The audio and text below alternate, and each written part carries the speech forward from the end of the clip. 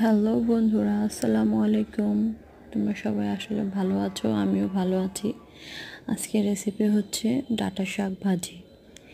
আমরা এখন ডাঁটা শাক ভাজি করব, করে তারপর আরেকটা মাছ রান্না করব। সেটার জন্য সব রেডি করে রেখেছি বন্ধুরা। এখন আমি দেখো মাছটা ভাজার জন্য প্যান বসিয়ে দিয়েছি। তারপর মাছগুলো দিয়ে দিলাম, মাছগুলো উল্টে পাল্টে ভেজে তারপর এখন সবজিগুলো দিয়ে দিব। সবজিগুলো দিয়ে একটু নাড়াচাড়া করব। তারপর সামান্য একটু নুন ছিটিয়ে দিব।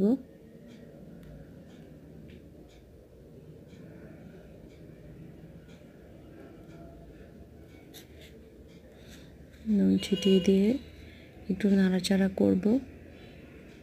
তোমরা যদি নতুন হয়ে থাকো অবশ্যই আমার চ্যানেলটাকে লাইক, শেয়ার অ্যান্ড সাবস্ক্রাইব করে দিবে। তারপর আস্তে আস্তে এই তো দেখলে একটু আদা রসুন বাটা, মরিচের গুঁড়ো, হলুদের গুঁড়ো, একটু ধনিয়ার গুঁড়ো দিয়ে একটু নাড়াচাড়া করে দিচ্ছি। তারপর এটাকে একটু ভালো করে কষিয়ে নেব। পানি ছাড়া কষাতে হবে এটাকে। আর তোমরা অবশ্যই খেয়াল রাখবে এসব সবজিতে অবশ্যই গরম পানিটা ব্যবহার করার চেষ্টা করবে।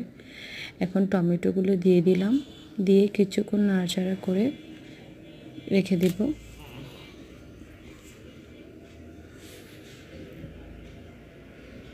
তারপরে যে তোমরা দেখতেই পাচ্ছ আমি কষানোর সময় পানি দিইনি, এখন ফুটন্ত গরম পানি দিয়ে দিলাম।